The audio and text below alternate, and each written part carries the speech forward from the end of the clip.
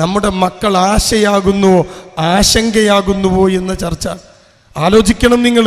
ഇന്ന് കേരളത്തിൽ അങ്ങോളം ഇങ്ങോളമുള്ള കലാലയങ്ങളിലേക്ക് നിങ്ങളൊന്ന് കയറി ചെല്ലണം, സ്കൂളിലേക്ക് നിങ്ങളൊന്ന് പോയി നോക്കണം.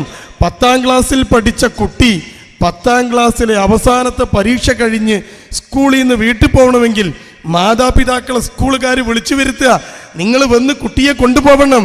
അവൻ 10 കൊല്ലം ഇരുന്ന് പഠിച്ച വിദ്യാലയം, അവൻ്റെ 2ാമത്തെ ഗർഭപാത്രം, വിദ്യാലയത്തിൻ്റെ പേരതല്ലേ, 10 മാസം അവൻ കിടന്ന ഗർഭപാത്രം, അത് കഴിഞ്ഞിട്ട് പിന്നീട് സംസ്കാരമുള്ളവനാവാൻ, അവന് വിദ്യാസമ്പന്നനാവാൻ, ഈ രാജ്യത്ത് മിടുക്കിയായി വളരാൻ അവൻ 10 കൊല്ലം പഠിച്ച അവൻ്റെ സ്കൂളുണ്ടല്ലോ, ആ സ്കൂളാകുന്ന 2ാമത്തെ ഗർഭപാത്രം, 10 കൊല്ലം പഠിച്ച ആൺകുട്ടി ആ സ്കൂളിൽ പൊടി വാങ്ങി വിതറുന്നു, വർണ്ണപ്പൊടികൾ വിതറുന്നു, ബാൻഡ് അടിക്കുന്നു, സ്കൂളിലെ ടാപ്പ് പൊട്ടിക്കുന്നു, സ്കൂളിലെ ചുമര് വൃത്തികേടാക്കുന്നു, എന്നിട്ട് ആഘോഷം നടത്തി ആ സ്കൂളിനോട് നെറികേട് കാണിച്ച് സ്വന്തം ഗർഭപാത്രത്തോടും 2ാമത്തെ ഗർഭപാത്രത്തിനോടും നെറികേട് കാണിച്ച് ഇറങ്ങിപ്പോകുന്ന കാഴ്ചകൾ ഇന്ന് നമ്മുടെ പ്രദേശത്തുമില്ലേ?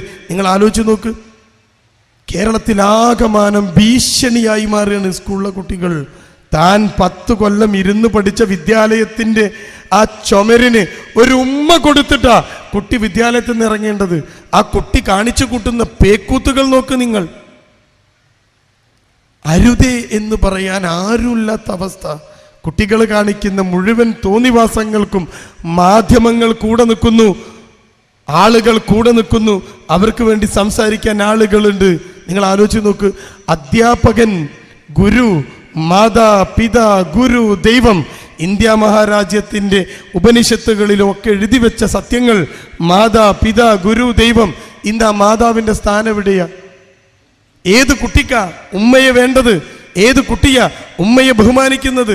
നിങ്ങൾ ചിന്തിച്ചു നോക്കണം. ആധുനിക ലോകത്തെ കുട്ടിൻ്റെ അവസ്ഥയാ. ബാർബർ ഷാപ്പിൽ മുടി വെട്ടാൻ പോയി ഞാൻ. ബാർബർ ഷാപ്പിൽ എൻ്റെ മുടിയൊന്ന് വെട്ടാൻ വേണ്ടി ബാർബർ ഷാപ്പ് പോയപ്പോൾ ബാർബർ ഷാപ്പിൽ ആളുകൾ ഇങ്ങനെ കാത്തിരിക്കുക, വെയിറ്റ് ചെയ്യുക. ഞാനും അവിടെ വെയിറ്റ് ചെയ്തു. ആകെ ഉണ്ടായിരുന്ന 5 കസേരകളിൽ 3 എണ്ണത്തിലും ആളുണ്ട്. ഒരു കസേര ഞാനും ഇരുന്ന് അവിടെ ഉണ്ടായിരുന്ന വർത്തമാന പത്രം എടുത്ത് നിവർത്തി നോക്കി പുതിയ വാർത്തകൾ വായിക്കുക.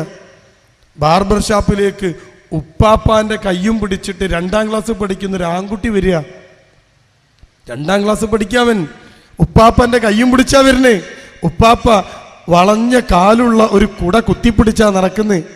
ആ ഉപ്പാപ്പാൻ്റെ കാലും പിടിച്ചിട്ട് കൊച്ചുമകൻ ബാർബർ ഷാപ്പിലേക്ക് മുടി വെട്ടാൻ വരിക. ഞാനിങ്ങനെ അവനെ നോക്കി, വല്യപ്പാനെയും നോക്കി, ഉപ്പാപ്പനെയും നോക്കി. കണ്ടോ നിങ്ങൾ? എന്നിട്ടോ വന്ന ഉടൻ തന്നെ അവൻ ചെയ്ത പണി എന്താണെന്നറിയോ നിങ്ങൾക്ക്? അവൻ ആകെ ഒഴിഞ്ഞു കിടക്കുന്ന ഒരേ ഒരു കസേരയിൽ 2ാം ക്ലാസ് പഠിക്കുന്ന ചെറുക്കൻ കയറി അങ്ങ് ഇരുന്നു. അവൻ്റെ ഉപ്പാപ്പ കൊടയും കുത്തിപ്പിടിച്ച് ഇങ്ങനെ നിൽക്കുക, കഷ്ടപ്പെട്ട്. ആധുനിക മക്കൾ ചിന്തിച്ചു നോക്കുങ്ങൾ. ആ ചെറുക്കനെ ഞാൻ അങ്ങോട്ട് വിളിച്ചു, മോമ്പടെ വാ. അവൻ വന്നു. എന്താന്ന് ചോദിച്ചു. മോൻ ഏത് ക്ലാസ്സിലാണ് പഠിക്കുന്നത്? ചെറുക്കൻ ഉത്തരം പറഞ്ഞു, 2nd സ്റ്റാൻഡേർഡ് B. ഇനി നിങ്ങൾ പറ, ചെറുക്കൻ പഠിക്കുന്നത് മലയാളം മീഡിയമാണോ ഇംഗ്ലീഷ് മീഡിയമാണോ? പറ നിങ്ങൾ. ഒരു കൊല്ലം 80,000 രൂപ സ്കൂൾ ബസ്സിന് വേറെ, ഇത് കൊടുത്തിട്ട് അവൻ പഠിക്കുന്ന സ്കൂളാ. ഞാൻ ചോദിച്ചു, മോൻ ഏത് സ്കൂളിലാണ് പഠിക്കുന്നത്? എന്തോ ഒരു പബ്ലിക് സ്കൂൾ. അമ്മമ്മോ, ചിന്തിച്ചു നോക്ക് നിങ്ങൾ. വലിയ പബ്ലിക് സ്കൂളിലാ. സ്വന്തം ഉപ്പാപ്പാക്കിരിക്കാൻ സീറ്റ് കൊടുക്കണമെന്ന് പഠിപ്പിച്ചില്ല. എന്തേ പഠിപ്പിച്ചില്ല? അവിടെയാ പരിശുദ്ധ ഖുർആനും ദീനും. എൻ്റെ പ്രിയമുള്ളവരെ, നിങ്ങൾ മനസ്സിലാക്കേണ്ടത്, 80,000 രൂപ മാസത്തിൽ കൊടുത്തിട്ട് ഇംഗ്ലീഷ് മീഡിയത്തിൽ വിട്ടാൽ തൻ്റെ ഉമ്മാൻ്റെ മുഖത്ത് നോക്കി ഛേ എന്നൊരു വാക്ക് പറയല്ല മോനെ എന്ന് പഠിപ്പിക്കാൻ സിലബസിൽ സ്ഥലമില്ല.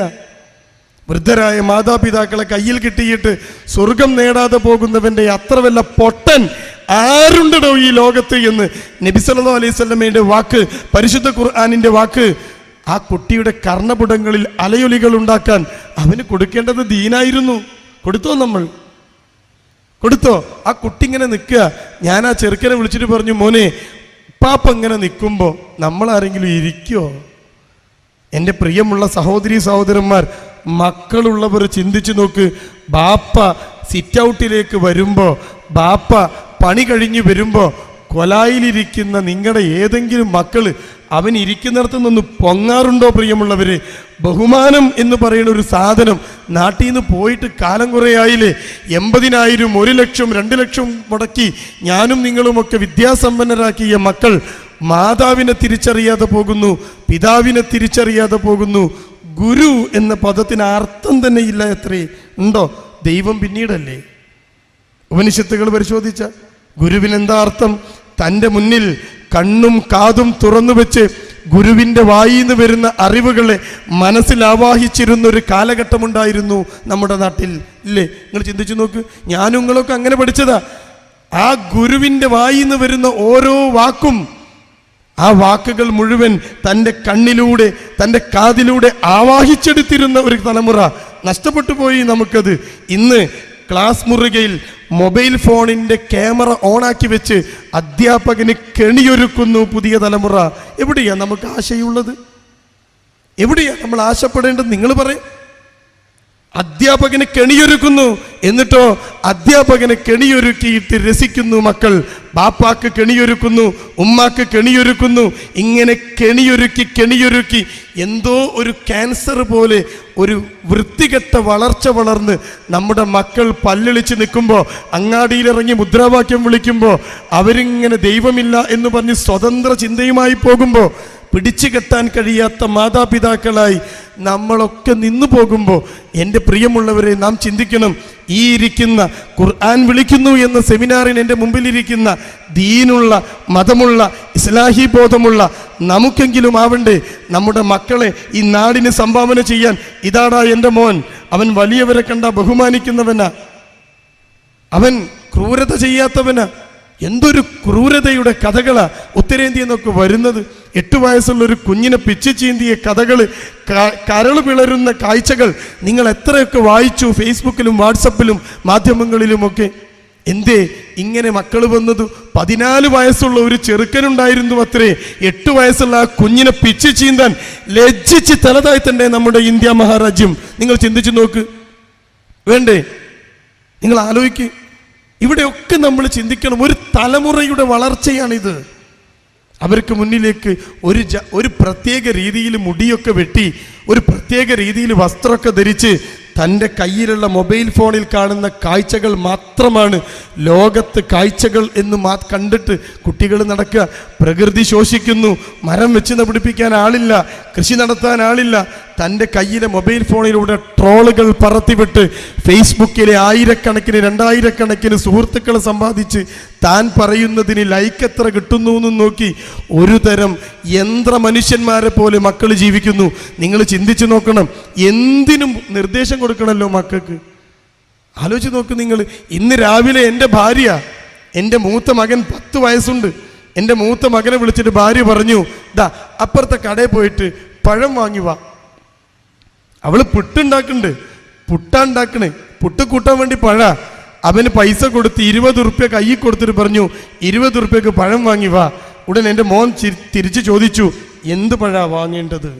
അപ്പം എൻ്റെ ഭാര്യ പറഞ്ഞു, ചെറുപഴം വാങ്ങിയാൽ മതി.